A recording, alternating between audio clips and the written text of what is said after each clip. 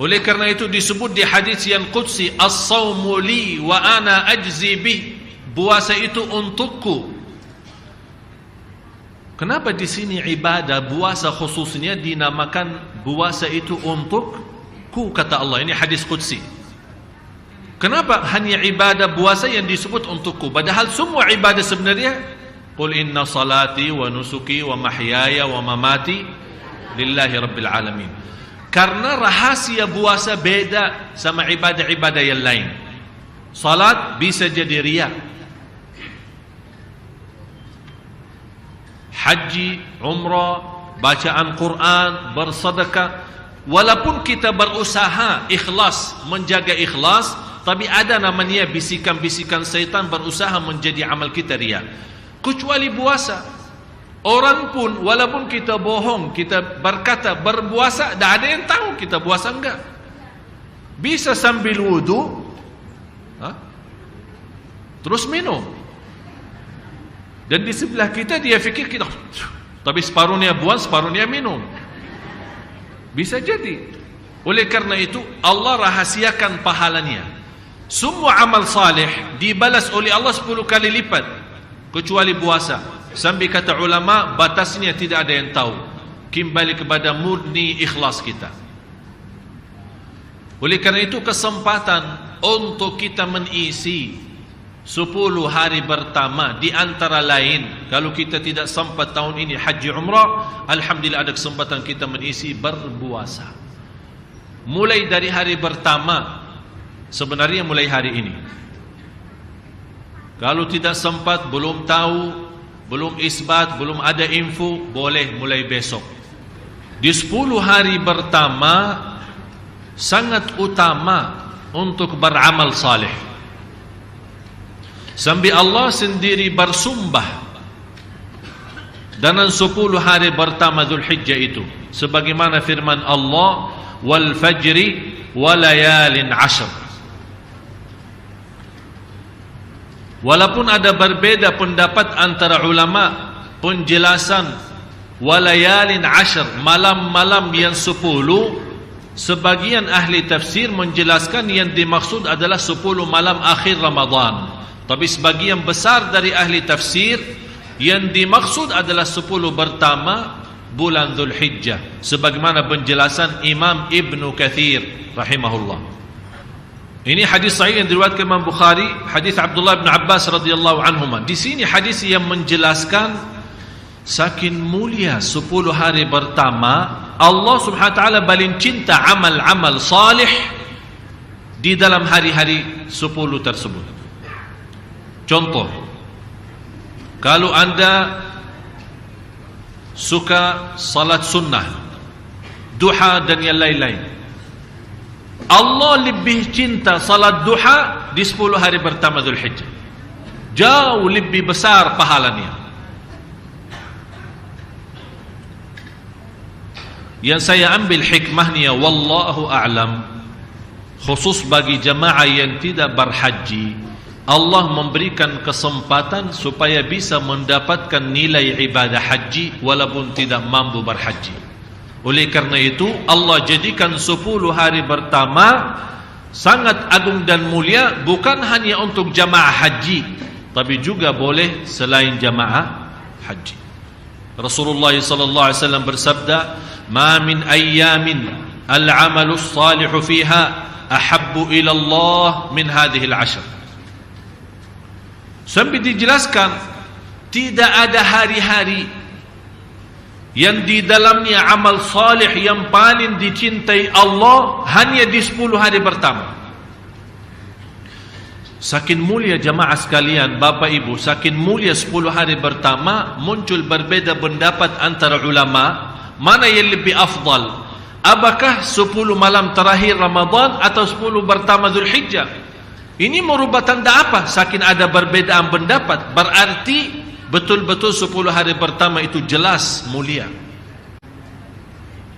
Sampai tidak ada sepakat antara ulama 10 Ramadan terakhir adalah lebih baik daripada 10 pertama Dzulhijjah. Belum disepakati, masih berbeda pendapat. Saking ini bunya kemuliaan dan juga ini bunya kemuliaan. Dan salah satu hadis ini yang diriwayatkan Imam Bukhari, tidak ada amal salih di selain 10 hari pertama yang paling dicintai Allah sebagaimana di 10 hari Dzulhijjah itu. Sampai ada sahabat kaget mendengar berita gembira. Sampai ada yang bertanya, ya Rasulullah, terus bagaimana jihad fi sabilillah? Yang sinilai amal jihad tidak sampai.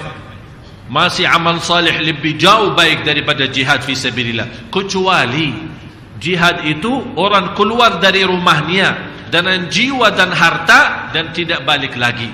Berarti dia sudah menghabiskan hartanya di jalan Allah, kemudian dia mati syahid. Baru bisa menjadi nilai ibadah di dalam 10 hari pertama. Apa kewajiban dan yang kita memerlukan untuk melaksanakan amal salih? Banyak amal-amal salih yang kita bisa lakukan selama 10 hari pertama, mulai dari hari ini. Di antara amal-amal yang salih yang perlu kita jaga dan kita amalkan khusus untuk jemaah haji, memang yang terbaik di 10 hari pertama untuk bulan Dzulhijjah untuk laksanakan umrah dan haji. Jadi di antara amal yang perlu kita jaga adalah haji dan umrah. Dan jamaah sekalian, harus kita fahami satu persoalan. Untuk haji tidak wajib umrah sebelumnya. Ada orang berkata, ana mau haji pertama kali, tapi ana belum sempat umrah. Apakah boleh enggak? Boleh. Tapi jelas lebih mulia dan lebih agung adalah umrah dan haji. Karena haji itu kan ada 3 macam. Ada tamattu', ada qiran, ada ifrad. Ifrad artinya membawa ibadah haji sendiri. Labbaik Allahumma hajja. Tidak ada selain haji. Jadi dia berangkat dari sini untuk haji. Tapi tamattu' dan itu yang lebih baik, karena itu sunnah Rasulullah SAW adalah tamattu', umrah dulu disambungkan dengan haji. Niatnya apa? Labbaik Allahumma umratan wa hajja. Dan di sini dijelaskan di hadis yang sahih, Rasul sallallahu alaihi wasallam, hadis Abi Hurairah radhiyallahu an, bagaimana menjelaskan al-umratu ila al-umrah kaffaratun lima bainahuma wal hajjul mabrur laisa lahu jazaa'un illal jannah. Hadis sahih riwayat Imam Bukhari dan Muslim. Antara umrah dan umrah kesempatan untuk menghapus dosa.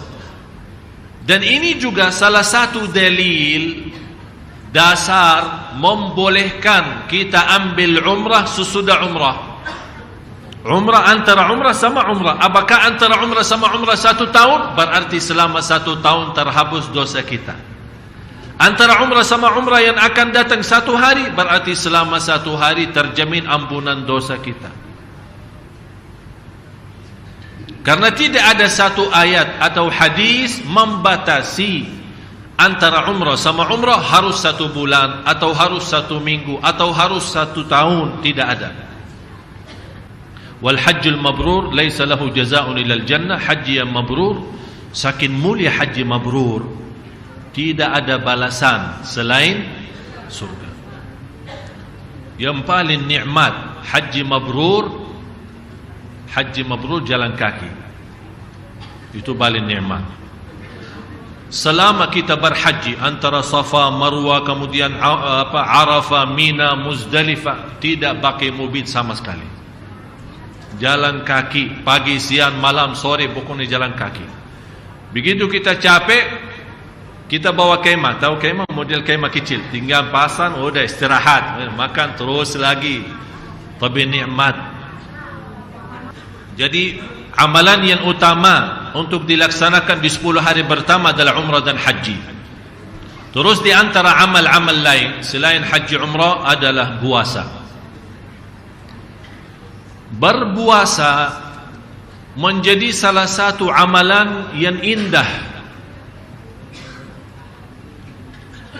Oleh karena itu disebut di hadis yang qudsi, as-sawmu li wa ana ajzi bih. Puasa itu untukku Kenapa di sini ibadah puasa khususnya dinamakan puasa itu untukku, kata Allah. Ini hadis qudsi.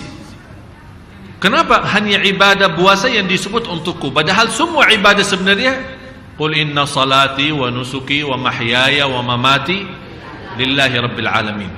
Karena rahasia puasa beda sama ibadah-ibadah yang lain. Salat bisa jadi riya,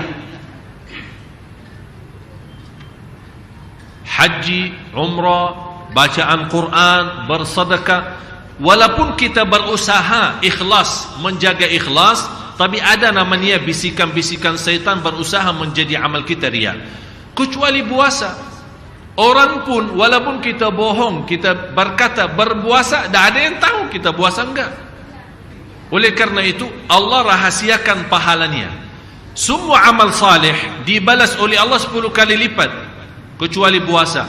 Sampai kata ulama, batasnya tidak ada yang tahu. Kembali kepada murni ikhlas kita. Oleh karena itu kesempatan untuk kita mengisi 10 hari pertama, di antara lain, kalau kita tidak sempat tahun ini haji umrah, alhamdulillah ada kesempatan kita mengisi berpuasa. Mulai dari hari pertama, sebenarnya mulai hari ini. Kalau tidak sempat, belum tahu, belum isbat, belum ada info, boleh mulai besok. Nawaitunya apa? Karena puasa hari Arafah adalah puasa sunnah, berarti boleh 2 in 1. Tahu 2 in 1? Puasa hari Arafah, puasa hari 10 pertama Zulhijjah plus hari Kamis. Jadi nawaitunya 2. Itu namanya 2 in 1. Alhamdulillah plus boleh ya. Tidak boleh digabungkan ibadah wajib dengan niat lain. Misal, contoh, saya ada salat subuh, tapi begitu saya mau salat subuh, saya ingat ada subuh kemarin, ketiduran terus lupa. Udah, ya Allah, nawaitu subuh hari ini plus yang kemarin. Itu dah bisa. Itu ibadah wajib.